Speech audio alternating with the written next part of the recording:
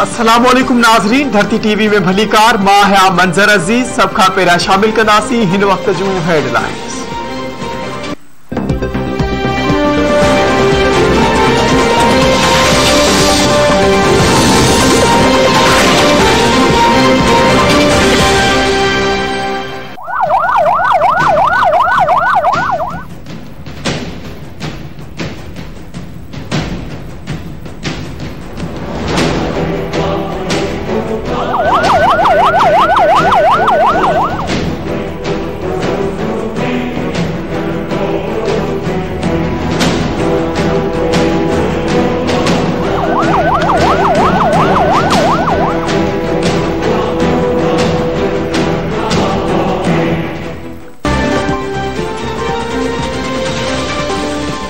कराची में शेरशाह पराचा चौक ते धमाको, 15 ॼणा मारिजी विया, 11 ॼणा ज़ख़्मी।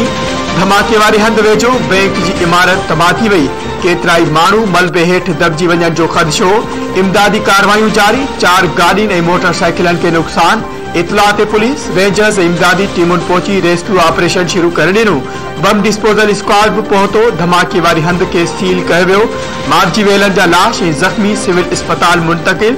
ट्रामा सेंटर जे सरबराह डॉक्टर साबिर मेमन जो चवणु आहे त 9 लाश ट्रामा सेंटर आंदा विया, 2 ज़ख़्मी ट्रामा सेंटर में इलाज दौरान फौत थी विया। 1 लाश बैंक जी इमारत जे मलबे मां कढियो वियो। फौतिन में MNA आलमगीर खान जो पीउ दिलावर खान भी शामिल। समूरन ज़ख़्मी जी हालत नाज़ुक।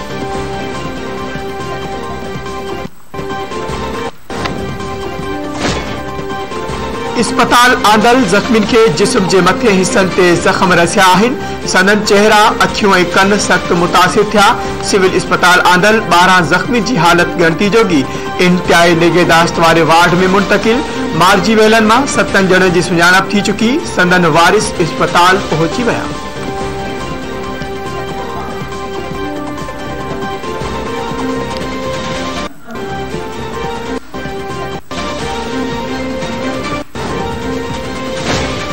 धमाके सबब तबाह थियल इमारत मां मलबो हटाइण लाइ गरीब बशीर डी कम शुरू करे ॾिनो।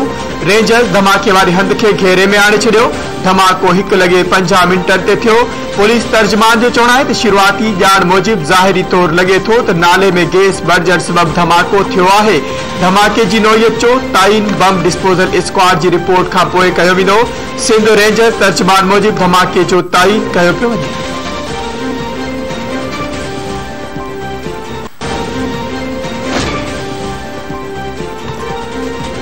वॾे वज़ीर सैयद मुराद अली शाह ऐं गवर्नर इमरान इस्माइल धमाके जो नोटिस वरितो। वाक़े जी इंक्वायरी जो हुकुम। एडिशनल IG ऐं कमिश्नर कराची का रिपोर्ट तलब। इंतजामिया के मुतासिरन जी बिना देर मदद करण जी हिदायत।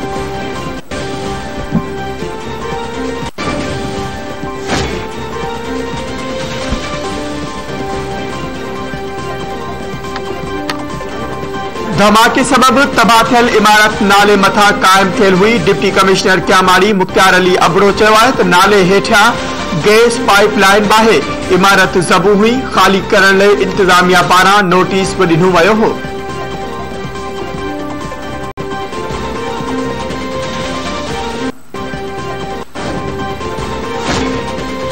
इमरान खान चयो आहे त पाकिस्तान जी बदहाली जो ज़िम्मेवार शरीफ ऐं भुट्टो कुटुंब आहे।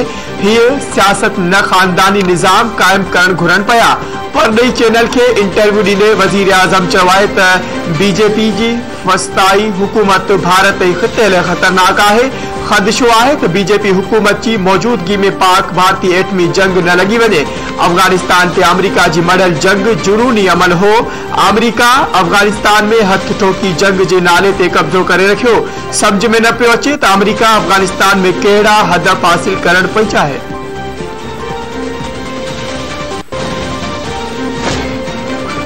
OIC जे मेंबर मुल्कनि जी परॾे वज़ीरनि जो गैर मामूली इजलास सुभाणे इस्लामाबाद में थींदो। मलेशिया, बोस्निया, इंडोनेशिया ऐं किर्गिस्तान जा परॾे वज़ीर पहुची विया। सिक्योरिटी ते 5000 एहलकार मुक़रर।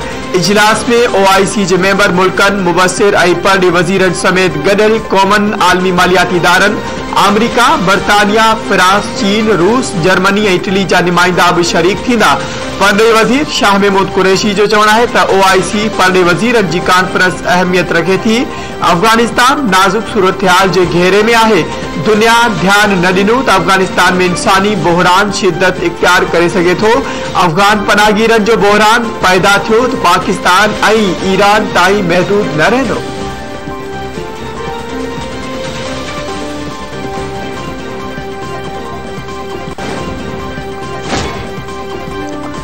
Army chief general Qamar Javed Bajwa चयो आहे त दुनिया गैर मुस्तहकम अफगानिस्तान जे न थी सघे।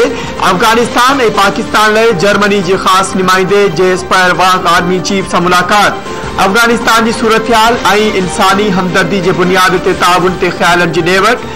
ISPR मूजिब आर्मी चीफ मुलाक़ात दौरान चयो आहे त अफगानिस्तान में इंसानी तबाही जे ख़तरे खे रोकण लाइ संजीदा कोशिशुनि जी ज़रूरत आहे। दुनिया गैर मुस्तहकम अफगानिस्तान जे मुहतमल न थी सघे। पाकिस्तान आलमी इलाक़ाई मामलनि में जर्मनी जे किरदार खे कदुर जी निगाह सां ॾिसे थो। हूअ पाक जर्मनी ॿतरफ़नि लाॻापनि खे वधाइण चाहिनि था।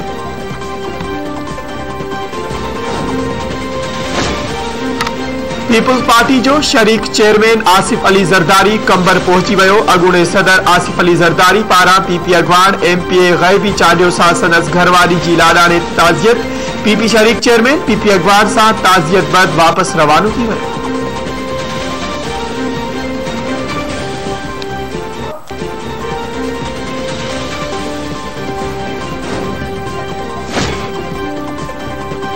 PP अॻवान शीरी रहमान चयो आहे त वज़ीर आज़म 3 सालनि जी तबाही जो ज़िम्मेवार भुट्टो ऐं शरीफ ख़ानदान खे करार ॾेई पियो। इमरान खान ॿियनि ते इल्ज़ाम मढ़े आजो नथो थी सघे।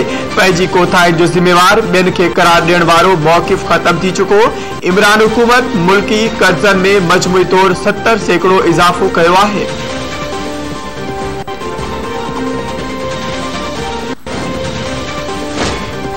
PTI ऐं MQM खां सूबाई ख़ुदमुख्तियारी हज़म न पई थिए। MQM खे सिंध खे टुकड़ा टुकड़ा करण वारे पंहिंजी ॻाल्हि विसरी वई आहे। सिंध खे 2 टुकड़ा करण जो जवाब सूबाई ख़ुदमुख्तियारी आहे। अवाम चवे थो त इमरान खान जी हुकूमत हिकु अज़ाब आहे। PP अॻवान निसार अहमद खोड़े जूं सखर में मीडिया सां ॻाल्हियूं। निसार अहमद खोड़े जी अबूरी ज़मानत में 18 जनवरी ताईं वाद। एहतसाब अदालत पारां नेब खां रिपोर्ट तलब।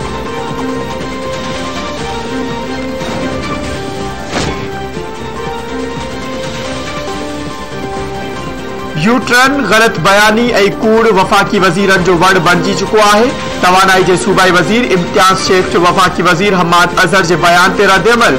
सूबाई वज़ीर इम्तियाज़ अहमद शेख चयो आहे त वफ़ाक़ी वज़ीर हम्माद अज़हर जो सेनेट में ॾिनल रिकॉर्ड ते मौजूद आहे, जंहिं में हुन घरेलू वापेदारनि खे सुबुह मंझंदि शाम गैस ॾियण जो ऐलान कयो हो। हाणे वफ़ाक़ी वज़ीर पंहिंजे लेडी वांगुरु पंहिंजे बयान तां फिरी वियो आहे। हम्माद अज़हर उन्हनि इलाइक़नि जी निशानदेही करे जिते 24 कलाक गैस अची रही आहे। पूरो मुल्क गैस जी बंदिश सबबि सरापा एहतजाज बणियल आहे।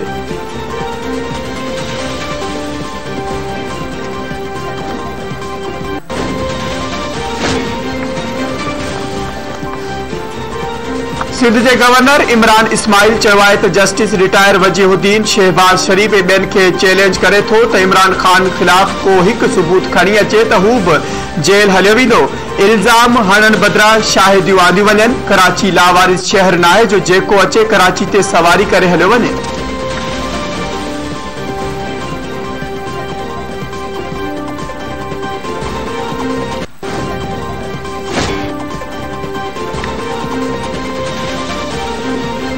खुते जे ॿियनि मुल्कनि जी भेट में पाकिस्तान में महांगाई जी शरह सभ खां वधीक आहे। स्टेट बैंक जे गवर्नर रज़ा जो चवणु आहे त ख़ाबरू इदारे खे इंटरव्यू ॾींदे चयो आहे त व्याज जी शरह में वाध बावजूद मुल्क जी तरक्की जी शरह हलंदड़ माली साल 5% ते रहण जो इम्कान आहे।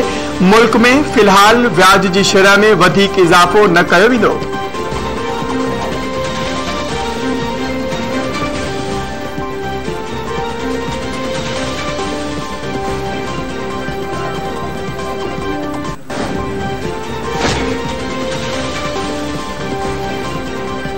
मुल्क में एक हफ़्ते अंदर आम वापे जूं 17 शयूं महांगियूं थी वयूं। शुमारियात खाते जे हफ़्तेवार रिपोर्ट मूजिब महांगाई जी मजमूई शरह 19.49% थी वई। बिजली, दाल, मसूर चणा, गिही, थूम ऐं ॿियनि शयुनि जे अघनि में वाध। अटे, खंड, गिही, बेज़ा, टमाटा ऐं कुकर जे गोश्त समेत 5 शयुनि जी क़ीमतनि में घटिताई आई। 19 शयुनि जा अघ बरक़रार रहिया।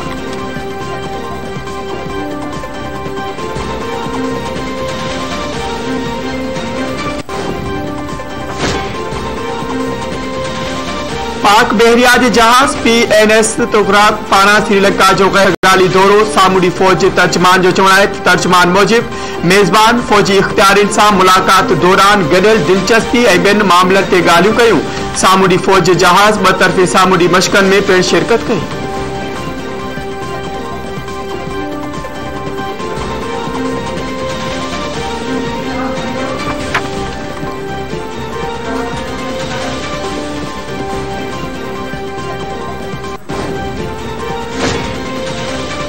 खैबर पख्तूनख्वा में मकानी चूंडुनि खां हिकु ॾींहुं अॻु सिटी मेयर जो उम्मीदवार क़तल। डेरा इस्माइल खान में ANP जे उम्मीदवार उमर ख़ताब शीरानी खे घर ॿाहिरां हथियारबंदनि गोलियूं हणी क़तल करे छॾियो।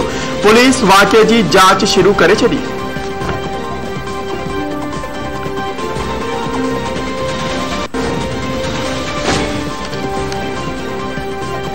न्यू कराची के इलाइक़े बिलाल कॉलोनी में सोशल वर्कर नारी के कत्ल कंदड़ जवाबदार गिरफ्तार। वारदात में इस्तेमाल थियल तेज धार वारो औजार हथ। पुलिस मूजिब जवाबदार गज़नफर एतराफ़ी बयान में चयो आहे त सबा इलाइक़े में अवामी भलाई जी तंज़ीम जी ठाही हुई। हुन जा अवामी भलाई वारा कम करण सुठो न लॻंदो हो।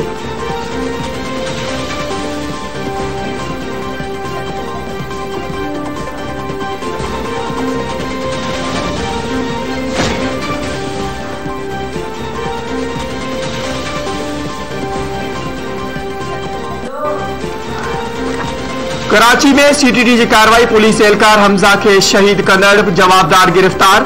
CTD मूजिब जवाबदार शिराज लांडी जे SHO सआदत भट्ट ते हमले में मुलविस है।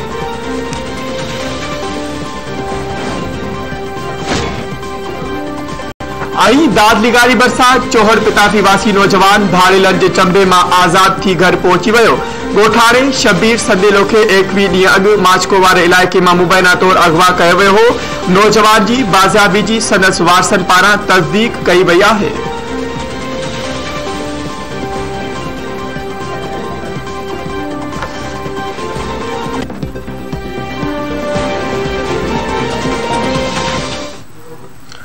नाज़रीन हेडलाइंस अवां ॾिठियूं। तफ़सीली ख़बरूं मुख़्तसर ब्रेक खां पोइ।